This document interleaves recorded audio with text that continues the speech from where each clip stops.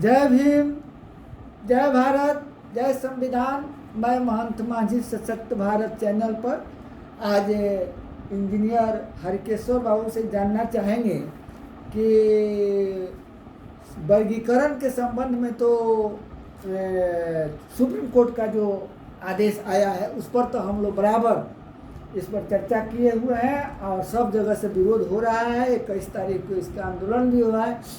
आप जो बार बार ये आपके दिमाग में ये बात बैठा हुआ है और इस पर आप सोचते रहते हैं बराबर ही, ज़रा ये बताइए कि इस पर सोचने का, इस पर बार बार समझने का और दुखी रहने का क्या कारण है, क्या उचित है और क्या चाहते हैं आप, उस संबंध में दर्शकों को बताइए। देखिए मैं कुछ नहीं चाहता, मैं वही चाहता हूँ जो संविधान चाहता है।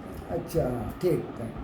मेरा सिंपल यही कहना है कि भाई देखिए, जिसके साथ भेदभाव हुआ, ठीक है, एक समान, तो एक समान ही ट्रीटमेंट होगा, ठीक है। अगर भेदभाव असमान पूर्वक हुआ है तो आपका ट्रीटमेंट भी असमान होगा, ठीक है।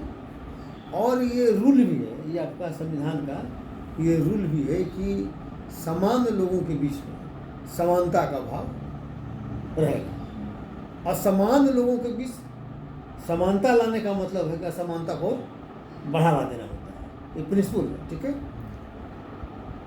तो शेड्यूल कास्ट जो लोग हैं, जो शेड्यूल कास्ट की जो सूची है, तो शेड्यूल कास्ट के कौन लोग, तो स्पष्ट है कि जो एक समान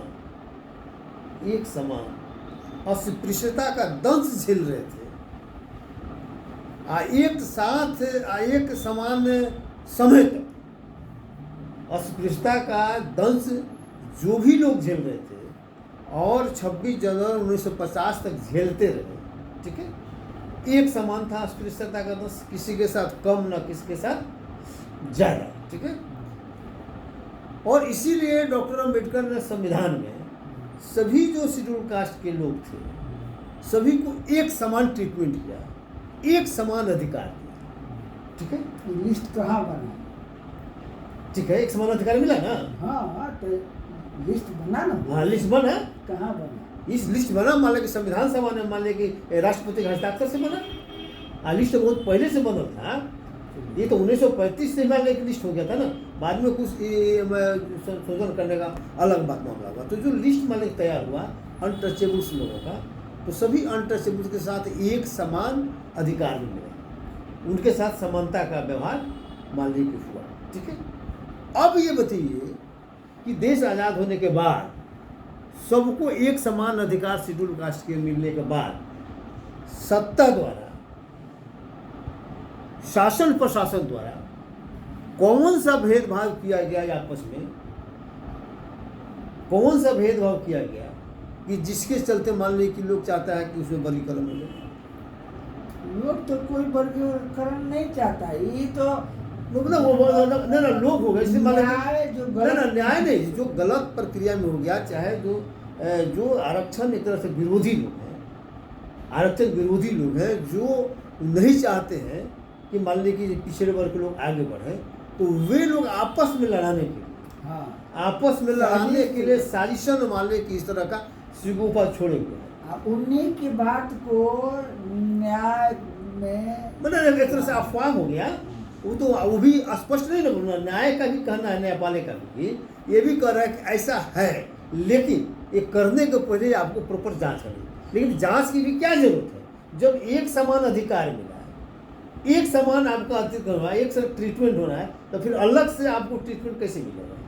मतलब क्या ये कौन मानने के कानून है कि जिसके चलते आपको ये कौन संवैधानिक अधिकार आपको मिलेगा कि शेड्यूल कास्ट में रहते हुए सब लोग एक समान है, इसके बावजूद भी उसमें आप मालिक अलग ट्रीटमेंट पूछते हैं। तो इसलिए ये टोटली गलत मालिक होगा और इस चीज़ को मैं बहुत मजबूती से मैं समझता हूँ और अंदर से मालिक मैं पूरा पढ़ लिख कर समझ रहा हूँ, इसलिए हमको इस पर कहीं कोई डाउट नहीं लगता है। इसीलिए मैं अपने भाइयों को भी कहता हूँ, शेड्यूल कास्ट में भी जिनको ये लोग कह रहे हैं कि आगे बढ़ गए, उसमें भी मात्र 1% लोगों को नौकरी मिलेगी। 1% से 1.5% लोगों के बीच भी नौकरी है। तो बताइए कि और 98.5% लोगों का बढ़ गया क्या? तो इसलिए इस तरह का कहना कि वो बढ़ गए, वो छूट गए, ये बढ़ गए, अरे तो वो तो एक परिवार में 4 आदमी है तो 4 तरह का हो जाएगा। तो मान लें कि शेड्यूल कास्ट का जितना संख्या उतना भाग में शेड्यूल कास्ट को बांट दिया जाए क्या? ये पॉसिबल नहीं है और ये लोगों को एक तरह से धोखा में रखने वाला है। और हमारे भाई भी जो इसके पक्ष में मान लीजिए घूम रहे हैं, उनसे ही मेरा आग्रह है कि आप लोगों को गुमराह मत करिए। इसलिए लोगों के बीच आप जाएंगे, भले आपका व्यक्तिगत लाभ हो सकता है, लेकिन समाज फिर उसी दशा में हो जाएगा। जैसे डॉक्टर अम्बेडकर ने 1002 जातियों को एक सूत्र में बांधकर अनुसूचित जाति बनाया और फिर खंड खंड खंड खंड होते हुए प्रत्येक जाति कहेगा कि हमको अलग कर दीजिए, हमारा अधिक अधिकार दीजिए, हमारा ये दे दीजिए, वो दे दीजिए। नतीजा हुआ कि 1002 खंडों में पुनः जाना पड़ेगा। तो आप बाबा साहब द्वारा 1002 जातियों को एक किया गया, तो क्या आप चाहते हैं कि 1002 जातियों को फिर आप 1002 भागों में बांट दिया जाए? तो ये मेरा मान लीजिए कि इसी वजह से मैं लोगों से बार बार अपील करता हूँ कि ये मान लीजिए कि सुप्रीम कोर्ट का निर्णय जो है सिर्फ इस आधार पर है कि आरक्षण एक गरीबी उन्मूलन कार्यक्रम, ये दिमाग में रखकर आरक्षण एक रोजगार का साधन है, जो इसकी अवधारणा है ही नहीं।